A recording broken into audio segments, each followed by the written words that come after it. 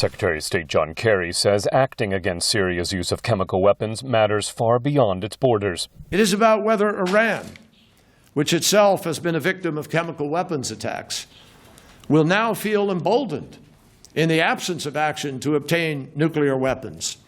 It is about Hezbollah and North Korea and every other terrorist group or dictator that might ever again contemplate the use of weapons of mass destruction. Will they remember that the Assad regime was stopped from those weapons' current or future use? Or will they remember that the world stood aside and created impunity? Acting in Syria would not only check President Assad, it would show President Obama's seriousness to Iran and North Korea, says analyst Michael O'Hanlon. Several dozen cruise missiles, perhaps, and a day or two of strikes is probably enough to achieve the immediate purpose of restoring deterrence of weapons of mass destruction use, and hopefully getting countries like Iran and North Korea to notice that as they pursue or consider pursuing nuclear ambitions, that President Obama's red lines towards them still mean something as well. North Korea's had 3 nuclear tests and a series of long-range missile launches since international talks on its nuclear program stalled nearly 5 years ago.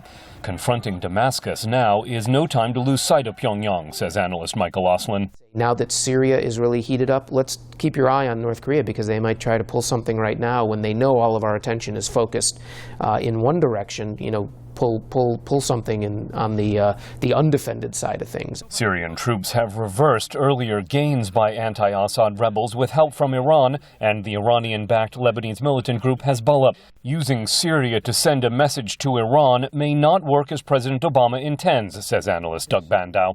To the extent that Iran feels isolated and threatened, in many ways it's more likely to pursue a nuclear weapon. Bandow says attacking Syria could further convince Iran of its need for a nuclear deterrent. A lot of people hope if you break Syria, you weaken Iran, and to some degree you do, but that doesn't necessarily help advance your larger objective, which is to encourage Iran to kind of be less defensive and encourage Iran to come into the international community and set aside any nuclear ambitions. Chemical weapons in Syria also threaten U.S. allies in the region, says Secretary Kerry. It matters to Israel. It matters to our close friends, Jordan, Turkey, and Lebanon, all of whom live just a stiff breeze away from Damascus. Israel's deployed missile defenses against a possible Syrian attack, but Bandow says striking Israel is too big a gamble for President Assad. Because the Syrian government understands that Israel has overwhelming military force. So at a time when Syria is engaged in a battle for the regime's life, it cannot afford to open a second front with Israel.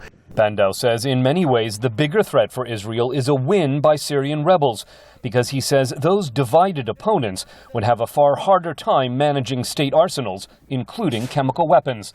Scott Stearns, VOA News at the State Department.